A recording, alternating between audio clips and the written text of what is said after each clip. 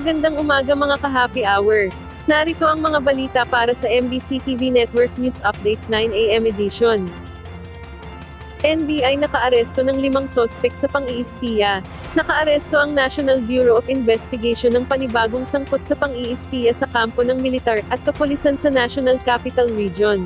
Ayon kay NBI Director Jaime Santiago, nakilala ang mga sospek na sina Omar Can Kashim Joveres, Leo Panti at Mark Angelo Binza, habang ang dalawang Chinese national ay sina Nikin Ho at Sheng Wei. Nahuli ang mga ito matapos ang ulat mula sa Intelligence Service of the Armed Forces of the Philippines na mayroong sasakyan na mayroong hindi otorisadong International Mobile Subscriber Identity Catchers. Palagi umanong nakikita ang sasakyan na dumadaan sa mga kampo ng militar at PNP, maging sa ibang pasilidad ng gobyerno sa Metro Manila.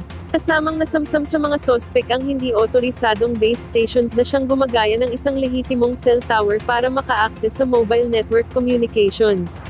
Ginagamit ng mga sospek ito para sa surveillance, pakikinig sa mga komunikasyon, pagtigil sa network at pagkuha ng mga datos. Ang mga sospek ay nasampahan na ng kasong paglabag sa Cybercrime Prevention Act of 2012 at Espionage Law.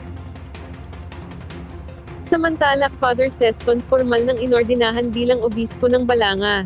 Inordinahan para maging obispo ng Balanga Bataan si Father Rufino June Sescon. Si Sescon na dating rector ng Quiapo Church, ay naging secretary din noon ng namayapang si Jaime Cardinal Sin. Isinagawa ang ordinasyon sa Manila Cathedral, kasabay ng paggunita sa ika-39 na anibersaryo ng EDSA People Power, pinangunahan ni Lingayen Dagupan Archbishop Socrates Villegas na siyang protege ni Sin kasama si Cubao Bishop Emeritus Ernesto Ongtioco, at Antipolo Bishop Ruperto Santos, kasama rin na nagbigay ng kanyang homily si Manila Archbishop Jose Cardinal Advincula. Magugunitang noong December 3, 2024, ay itinalaga ni Pope Francis si Sescon para maging obispo ng Balanga. At yan ang mga balita para sa MBC TV Network News Update 9 AM edition.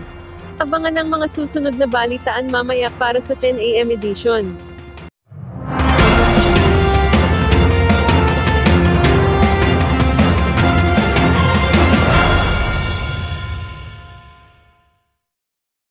Mga ka-happy hour, kung gusto mong manood ang mga balita sa MBC TV Network News Update, mag-subscribe sa aming YouTube channel, i-like ang aming Facebook page, at i-follow sa aming TikTok account.